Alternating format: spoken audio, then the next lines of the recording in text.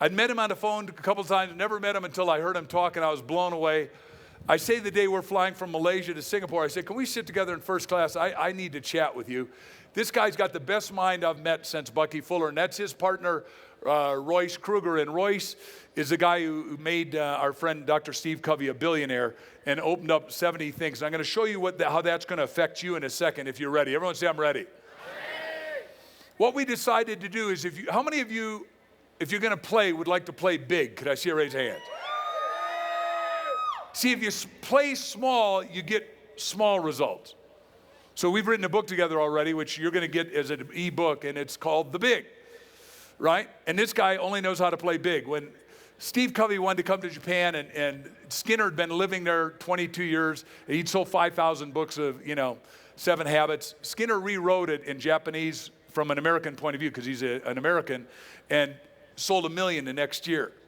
Because what you think about, my cliche comes about. So this guy and I are sitting together, and we said, well, wait, how do we do so well? Well, we said it takes 8 little things, 8 little goals. First of all, it is the first time I've ever shown this anywhere. Everyone say, I got it. So if there's any ineptitude or any screw-ups, it's my fault. Don't blame Skinner. First of all, of 8 things you want to write down is big people have big goals. And in this case, they build and buy big companies. Obviously, our friend Bill Gates says, I want a computer in every home. And now with Nicholas Negroponte's work of the wind-up computer, at $100 that you can drop, and it's going into all the LDCs. I helped get it into all of Africa because I toured Africa last year with some of my friends. Then on the right-hand side, you got the Oracle of Omaha, Warren Buffett, who these guys play bridge. They travel the world together. They just hot air ballooned in us in Africa. We were there. They think big. They talk big. Gates is up $54 billion, the richest man in the world. Until a couple days ago, the second richest guy was obviously Warren Buffett. Now it's Slim, who you heard about yesterday a little bit. Now, this is an interesting question. How much money would you like to have? Write it down right now quickly. How much money would you like to have? Write it down. Now the question is, quickly write it down, whatever it is, whether you want 1,000 or 10,000, 100,000, a million, 10 million, 100 million, or billion, trillion, whatever you want. Now the question is, why didn't you write down a bigger number? And on the left, as you look at that, that's $1 million in single currencies. That's how much space it takes. On the right, we don't care what currency of choice, and we think you ought to be playing in multiple currencies, but that's a little bit different issue. Now, Skinner's on the phone when I'm with him in Singapore. He has a home in Singapore also, and he says to his best friend, he says, how many projects are you involved in right now that could harvest you $1 million? The guy stopped. He was out of breath. It was on speakerphone, so I could hear what was going on. Thought, wow, isn't that a great question? Because some of you have never asked yourself, how do I get in a project like that? Everyone touch yourself, say it please. Do a staccato touch and say it one more time. How do I get in a project like that? Well, I want to tell you, and big companies always have this octagonal 8-4 orderly process. Second point of the 8 points is big companies are built with big ideas. Everyone say that and use your hands, please. Big ideas. We got a lot of chiropractors here. That's kinesthetic learning. Now, I'm in the story business, so it starts with a story. You heard Brian articulate that eloquently yesterday. And in Bali, I'm writing a book with a top speaker in Asia, a guy named Roger Hamilton. And the size of your result is determined by the size of your promise. Now, you heard Harv say, I promised that I'd figure out how to market 100 million books. Now I'm promising 1 billion. But I said, well, that's not good enough. I'm sitting with Skinner on the airplane, and I say, you're not going to believe this, 4 o'clock this morning, because I give the way Jack and I do it is we figure out what we want, and then you close your other eyes before you go to sleep. Before you go to sleep, before you go to sleep. When do you do it? You do thought commands before you go to sleep. This is the most powerful time in the mind.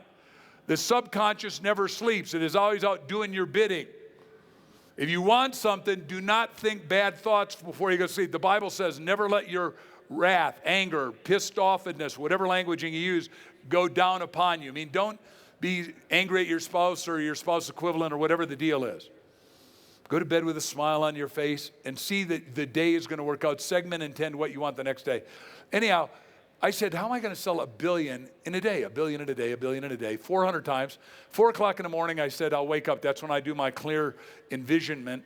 And I came up with it. I got on my little computer, typed it all up, and said, this is cool. Sit with Skinner on the plane. And I was coming out of my skin because Skinner's a guy that could handle it. And I know you can handle it or I wouldn't be telling you. And you're going to participate in it. Everyone say yes. Yes. Such a good deal, you're not even going to believe it. Is that okay? Yes.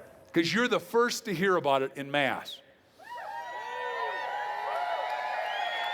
Now, before I tell you what it is, let me do a segue. My parents were from Denmark, and they were illiterate Danish people. They just couldn't go forward in education. My dad heard me talk the first time at 79 and cried. He said, boy, if I could have heard the stuff you did, I could have been 10-fold bigger, 100-fold bigger. Nobody ever asked the kind of questions you ask.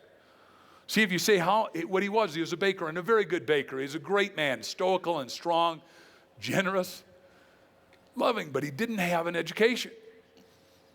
And education is what we're going to give the whole world. We're going to do it in this decade. And we're going to do breakthrough stuff like save the ecology, create an ecology and an economy that is sustainable and omni-considerate. Everyone say omni-considerate. That means all considerate. For the first time, we're going to do stuff that's not stupid, that's not going to wreck the ecology and economy down the line. Anyhow, I say to Skinner, we're going to sell 1 billion books in a day. He says, you're not going to believe this. I got a way to do 1 billion books. I told this to Harv the other night, 2 nights ago at 12:30, and he said, my God, that's incredible. You can really pull this off, can't you? I said, yeah, but it's not for me. My future days are paid for. If you haven't written that down, you want to write it down. My future days are paid for. You got to be there mentally before you can be there actually. So your portfolio can sustain you and you live on the residual income. It looks like this. Make an infinity sign, please, in the air on the side. I teach, and on all the tapes I want you to take home and the learning tools I've got, right-hand side, residual income. Everyone? This works whether you work or not. My my kids are all educated in skipping generation, all that good stuff into my estate, but my foundation is set up to end poverty in the world. We're going to create worldwide wealth, and we're going to do it very quickly. On the left-hand side, take your left hand and say residual philanthropy. A philanthropist, according to the Greek, is a lover of humanity. If you have good, healthy, positive self-esteem and self-love, then and only then can you love humanity. That's why you got to have self-growth and personal development like what we're doing here. This isn't maybe okay, this is critical. This is why the Chinese said, look, Dr. Hansen, we'll give you $10 million. Here's the house. The mayor of Shanghai, he's a little city 10 years ago, 1 million, now it's got 100 million. It's in trouble. And he says, come here and live and teach us all this stuff. I said, whoa. See, you get rich so you can afford to say no. Everyone say no. You also get rich so you can say yes. I'm not going to go through the other stuff right now. It's all on the taste. Number 2 is that you got a big company are built with big ideas, big story. What are we showing? We're showing iPhone. I'm flying back from China, and I'm sitting next to the guy that runs iPhone for Steve Jobs. They've spent $200 billion in China to make this one of the biggest companies ever because he wants everyone to have convergence. Jobs in his greatness, he's already done it with Apple, he's done it with Pixar, he's done it with a lot of things, wants this to be his coup de grace, his legacy. Everyone say legacy. Next, big people have big projects, and I found these on Google. It was great. Al Gore says the earth's on fire. Now, the fact of the matter is, you go to Mexico City, you go to LA, you go to Tokyo, we've got too much pollution, and we got to get off diesel, we got to get off a lot of the carbon fuels. We got to go forward, and he's correct, absolutely, as far as I'm concerned. Next, big ideas get big capital. Big ideas ask for big paychecks. They ask for big investment. And I told you right now, the world, for the first time in history, is flooded with liquidity. This guy, George Soros, has a $30 billion hedge fund. If you come to him with $1 million idea, he'll say, stuff it. I'm on the board of the world's biggest airline. I came to $1 million idea to Del Smith, who owns the airline outright. He's in Horatio, Algiers with Art and I, which is where we take care of all the at-risk kids in America every year, along with Oprah Winfrey. And there's a couple hundred of us that have come from poverty, made ourselves rich, and are very philanthropic. It is an invisible organization, but we do some great stuff. The point is, I gave him $1 million idea. He said, do you know how much my planes cost? I said, $170 million.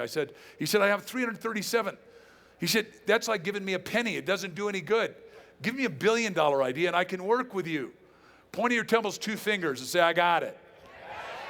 Take your hat off for a second, everybody. Touch your neighbor's forehead or third eye and say, you got it. In this group, we need you playing big, thinking big, acting big, and getting big results. Everyone say, I can do it. Next, 5 says, big companies play with big partners. And here you got Spielberg and Lucas and Francis and all the rest of the boys and girls. If you go on Google and do the Google images, put yourself in the center of the picture of whoever you want to play with. You'll be amazed how you'll mass attract them into your experience. I'm talking from experience. This isn't somebody who thinks about it. I'm somebody who's doing it, as you heard Harv say, and I want you to be doing it. They have big distribution. The guy on the left is Simplot. He's the guy who sells basically all the potatoes to a little guy called Ray Kroc, who's now passed away, at a company called McDonald's, which you heard about yesterday.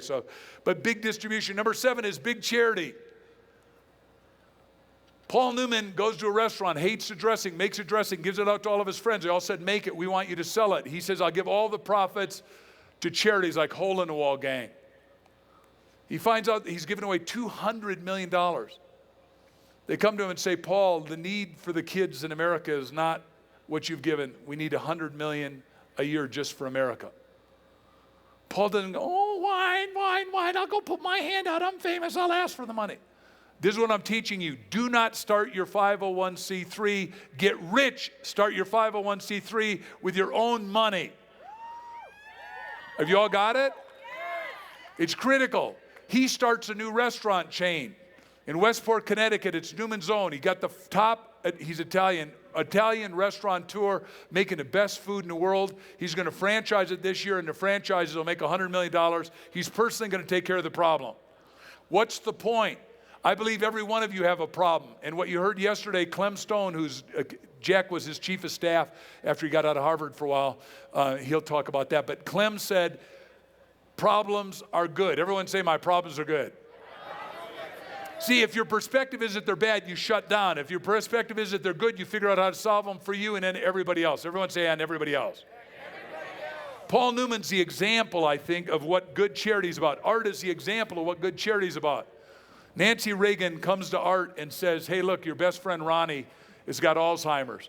He doesn't bitch, moan, and complain. He does PSAs and says, give me your car, your boat, your house, whatever it is you want. And he's raised more money than anyone else, and we're pushing back Alzheimer's. In the book, it says it is 30% genetic, 70% lifestyle.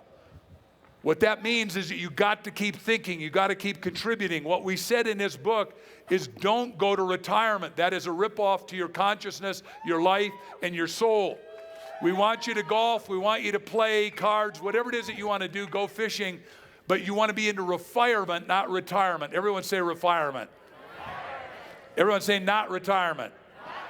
Whitney Churchill says we make a living by what we get. We make a life by what? Touch yourself, say, I give. And you need to write out today. Your homework assignment is write down 101 goals of what you want, but at least 20 of them is what you want to give. Where do you want to contribute at levels nobody else has ever contributed? So you want to do big charity. You want to support your favorite charity, and you visualize it to realize it. How much do you want to give away on an annualized basis? And what I'm here to do is create 1 million millionaires. How many of you are willing to become a millionaire if I could show you how?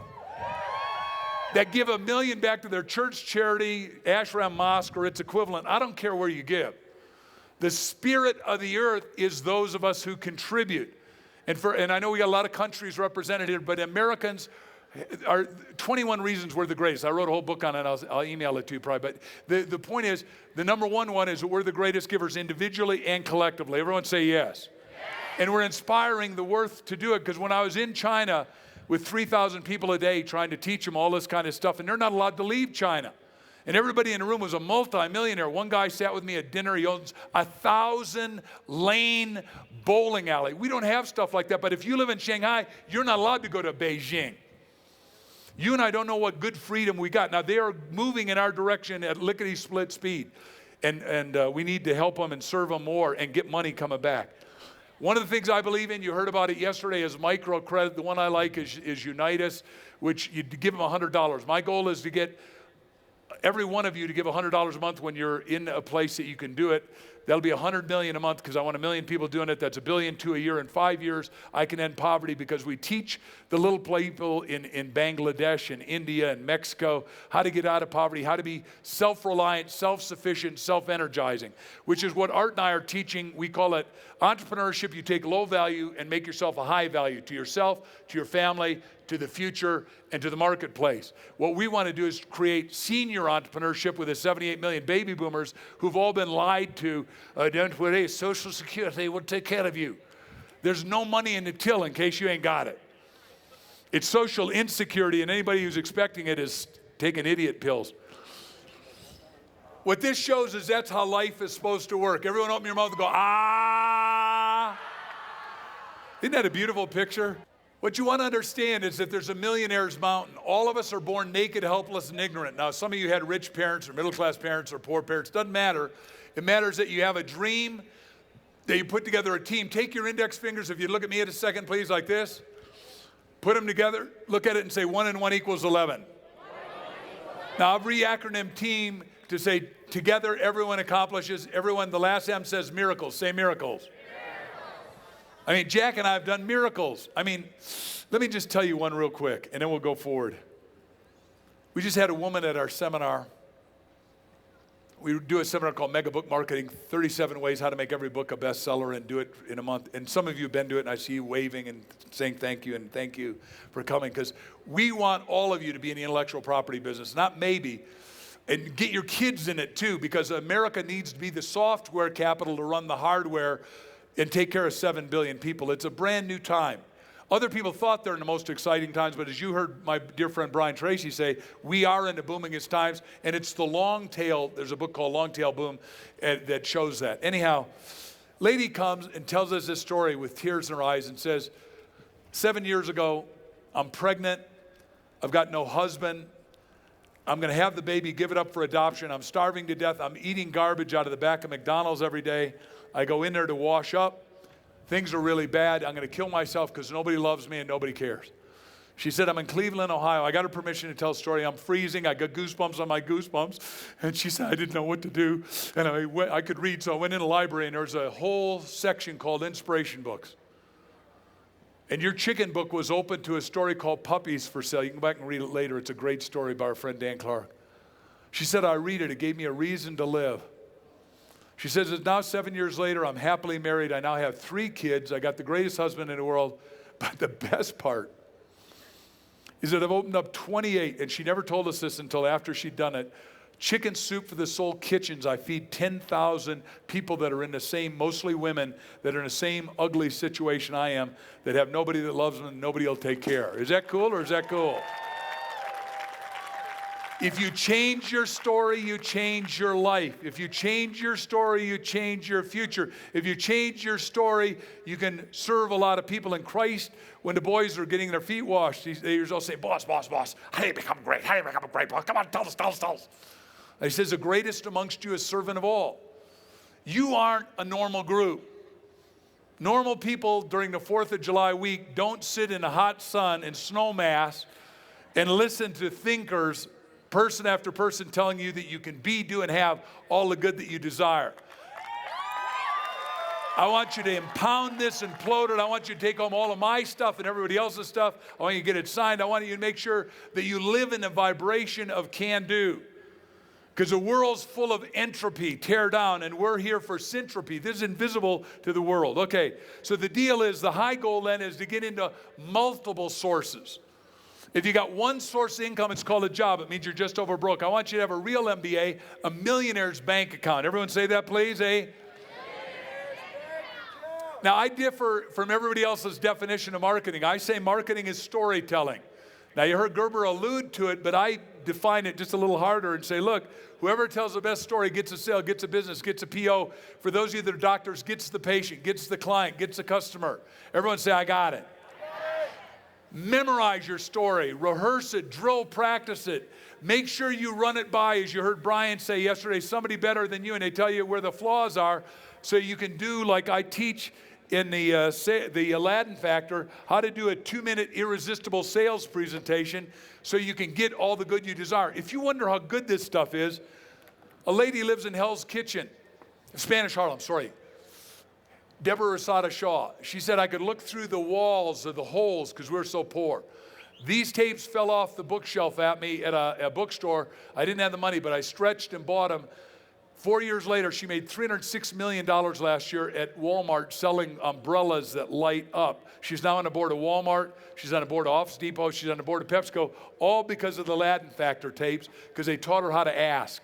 And Jack and I did those. Is it critical to learn how to ask? The answer is not even maybe. You got to master. So there's 2 routes to the top, the long route and a short route.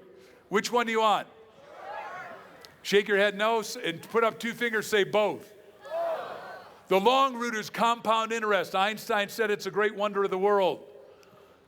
Short route is compound leverage, which is what those 8 points I taught you are, and we'll send it out to you as a book that we're done with, an e-book, because you all fill that out. The short route looks like this. You want to know who moved your cheese? There's hem and haw and sniff and scurry. You need to go whoosh. Everyone go whoosh. The world's waiting for you to take a quantum leap, a quantum jump, to, like Buzz Aldrin's in the audience, to buzz forward, so to speak. Now, there's Bob Allen's bed. He doesn't believe much in banks. You know. Now, what we want you to have is your own money tree. And all night long, we want it to be popping little $100 bills that just go, and they go like this. Everyone make that sound?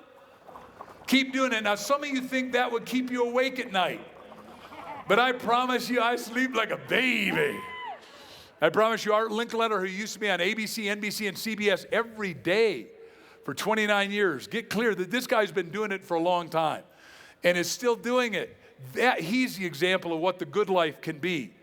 He's having his birthday party on July 17th, and he's got all 38 family members coming. I've had the good fortune to be with his whole family and videotape with them and do all kinds of stuff. But all of them, he has taught all of them, you've got to be self-initiating, self-reliant, and go create your own wealth stream. As a parent, how many of your parents, can I see you raise hands, or grandparents? You got to get on the program. I got my 3-year-old grandson understanding that he's going to be a wealth creator. When I'm down in Peru with the shaman of shamans, sort of like the Dalai Lama also down there, his name is Puma, and I asked him, I had him read the leaves, and I said, here's 17 people I want to ask about. He didn't know. I asked him about my grandson, Seth, and he said, my God, this guy is, the high zone there in their mythology is a condor, which I am, he said, but he said, my God, this kid is the condor of condors. He must come and study with me. I said, can we wait a little while? You know, and he'll be able to do that. Now, if you have just $1 a day, how many of you have ever wasted $1? Can I see a raise of hands? All of us. The point is if you have $1, and here's what it looks like, right? Everyone's got $1. Pull out $1 quickly again. I'm not going to take it. I'm not asking for any money. But if you have $1 and you have $1 a day saved, it's only 25 grand a year. But what happens is that if you get just 10%, and I teach all the ways to do this in the iPod. As a matter of fact, I give you almost everything I know in the iPod about wealth creation, because the first step in your future is create massive, vast, fast, permanent cash. Would that be good or would that be good? You don't want to, like Jack and I could have worked 3 years to develop chicken soup and got paid once. But just on the books, we've been paid 144 million times. Which is better, once or 144 million times? And that's going to keep going on into our future and into our respective estates. Is that good or is that good? That is? I want you to be able to do the same thing. Everyone say, I'll do the same thing or better. Because you're creating with Thought Escrow an unlimited future. Everyone say an unlimited future. Get the word thought escrow. Every thought goes into escrow. So if you're saying, I haven't got enough money, I can't pay the bills. Oh my God, I'm going to lose everything I got. I can't believe I spent so much money to go to Snowmass. Wrong thinking. If you say, I got it, I'm going to re-vector, because a change in direction is a change in destination. And most of you have millions, tens of millions, hundreds of millions. Some of you got billions waiting in thought escrow, but you got to understand that this weekend is about permission. Everyone say, I got permission now. But real quick, at 10%, $1 a day turns into $2,750,000. Everyone go whistle. I can't whistle up here. I'm too dry. Now, what happens to that? Who's willing to pay you 1 or 2 or 3% on your money right now? We all know the name is banks. But that's poverty. Because if you're making any money and you're getting 3%, you're in a 50% tax bracket, you're not getting 1.5%. You're going backwards because inflation is 4%. And I was just with Dr. Alan Greenspan, who is, God bless him, running keeping us inflation-proof for so long. I hope the next guy is as good. Greenspan was the second most powerful guy in America. But Greenspan says the danger is inflation right now because Americans are complacent. So the way to keep inflation out is to keep velocity of money up, which means you got to earn more, save more, and return more. Everyone say, I'll do it. But what do the bankers say? Because the bankers say, you can have poverty rates return. And what I want you to do is understand, and those tapes teach you 20 ways, like tax lien certificates, get 20% in your money. Like in tax lien certificates, in January, I bought 230 houses for pennies on the dollar. Is that good or is that good? I bought mansions. I bought a $4.5 million mansion for $15,000 in Scottsdale that I rather think I'm going to go live in part-time, very part-time, because I love where I live in the beach in Newport and in Hawaii. But you pick what you want. Every one of you can afford to do this if you just know how. But here's who's making all the money, the banks. You're putting your money in the bank, and the banker's going,